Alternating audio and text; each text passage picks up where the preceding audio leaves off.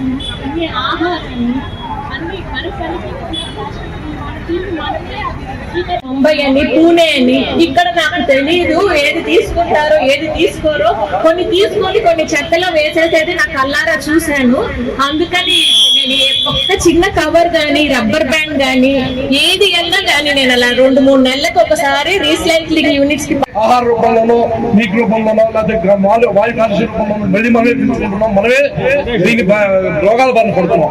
కాబట్టి ప్లాస్టిక్ అనేది పూర్తిగా నిషేధించాలి.